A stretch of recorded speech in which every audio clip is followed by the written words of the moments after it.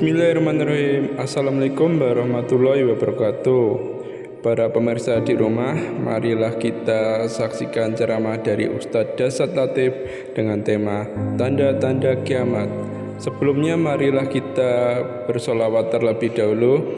Allahumma sholli ala Sayyidina Muhammad wa ala ali Sayyidina Muhammad. Selamat menyaksikan. Assalamualaikum warahmatullahi wabarakatuh. Alhamdulillahi rabbil alamin. Wabihi nasta'inu ala umurid dunya waddin. Ashhadu an la ilaha illallah wa ashhadu anna Muhammadan abduhu wa rasuluh. Allahumma salli ala Sayyidina Muhammad wa ala alihi wa sahbihi ajma'in. Amma ba'd. Ma'asyiral muslimin muslimat, pendengar suara Selebes yang insya Allah dimuliakan dan dirahmati oleh Allah Subhanahu wa Ta'ala. Pada kesempatan ini saya akan menguraikan tentang tanda-tanda besar datangnya hari kiamat. Maksudnya, tanda-tanda besar ini maksudnya adalah bahwa hari kiamat itu sudah sangat dekat datangnya. Pendengar yang saya muliakan, menurut informasi dari Al-Quran dan Al-Hadis, maka kita dapat simpulkan ada beberapa tanda besar hari kiamat. Tanda yang pertama adalah terbitnya matahari dari barat.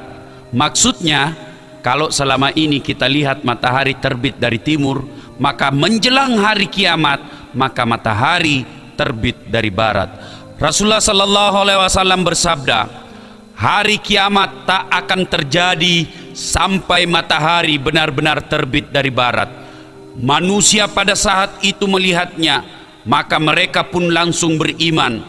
Tetapi sangat disayangkan, iman pada saat itu tidak bermanfaat lagi bagi mereka. Mereka tidak beriman sebelumnya, sehingga berbuat kebaikan pada saat itu tidak ada lagi manfaatnya. Bahasa kita, terlambat mako. Kenapa kau tidak beriman dulu? Kenapa sekarang baru kau beriman? Sekarang sudah tidak laku lagi imanmu. Inilah tanda pertama, terbitnya matahari dari barat. Yang kedua, munculnya kabut. Allah Subhanahu wa Ta'ala dalam surah Ad-Duhan ayat 10 menegaskan, maka tunggulah hari ketika langit membawa kabut yang nyata. Maksud kabut pada ayat ini adalah sesuatu yang muncul sebelum atau menjelang kiamat. Sesuatu itu berupa gumpalan tebal yang memenuhi ruang antara langit dan bumi. Kabut itu menyesakkan dada orang-orang kafir sehingga mati dalam kesesakan, hingga mereka seakan tercekik, seakan tertimpa demam dahsyat, mati dalam kesusahan. Sedang orang muslim pada saat itu meninggal dalam keadaan tenang-tenang saja. Menurut Nabi, hal ini berlangsung selama 40 hari. Pendengar yang saya muliakan, tanda ketiga hari kiamat adalah keluarnya binatang melata yang mampu berbicara. Tanda-tanda ini adalah keluarnya binatang melata yang mampu berbicara pada manusia dengan bahasa yang fasih dan dipahami setiap orang yang mendengarnya. Mereka mengabarkan bahwa manusia sudah tak lagi menghiraukan ayat-ayat Allah Subhanahu wa Ta'ala. Binatang-binatang ini keluar di akhir zaman saat manusia melakukan kerusakan dan meninggalkan perintah Allah. Binatang-binatang ini mengecam manusia dan berkata, "Oi manusia, tak lagi menghiraukan ayat-ayat Allah. Kamu ini sebagai manusia yang diberi nikmat oleh Allah, tapi kamu mengkufurinya. Kami sudah ditakdirkan dari binatang, tapi meskipun kami binatang, kami pandai bersyukur terhadap nikmat Allah." Pendengar yang saya muliakan, menurut informasi yang diberikan oleh Rasulullah SAW, binatang pada saat itu keluar dengan membawa tongkat Nabi Musa alaihissalam dan membawa cincin Nabi Sulaiman alaihissalam. Dengan cincin itu mereka memvisualisasikan wajah orang-orang kafir. Sedang tongkat Nabi Musa alaihissalam pada saat itu, binatang ini menggunakan untuk menggiring orang-orang beriman hingga diketahui orang yang beriman di antara mereka.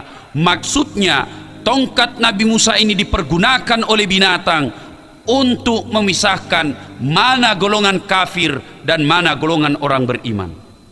Pendengar yang saya muliakan, tanda keempat datangnya hari kiamat adalah munculnya Dajjal.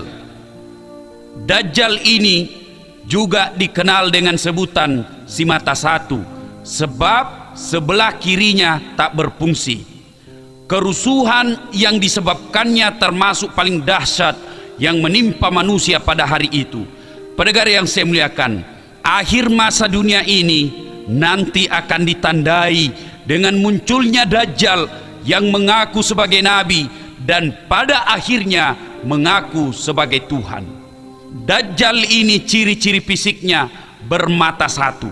Kedua tangannya memiliki mukjizat. Mukjizat ini sengaja Allah berikan kepadanya untuk dijadikan cobaan bagi manusia pada saat itu. Dajjal ini mampu menurunkan air hujan.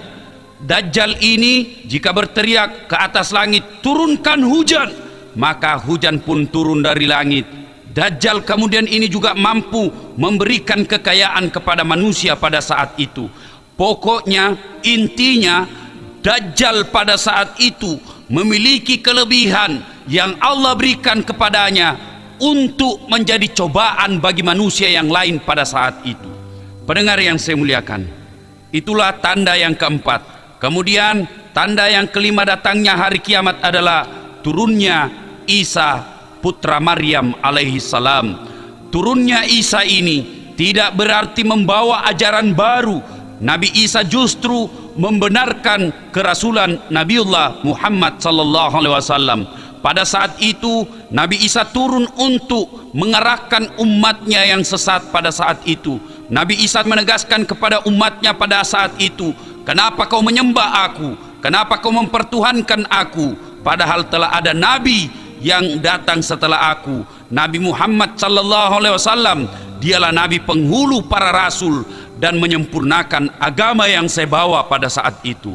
Intinya Nabi Isa alaihissalam muncul pada saat itu untuk meluruskan ajarannya yang telah diselewengkan oleh pengikut-pengikutnya. Pendengar yang saya muliakan, inilah tanda-tanda besar datangnya hari kiamat. Apabila tanda-tanda ini telah muncul, berarti hari kiamat sudah sangat dekat datangnya. Semoga Allah Subhanahu wa Ta'ala menghindarkan kita semua dari situasi dan kengerian tanda kiamat itu. Demikian, semoga ada manfaatnya.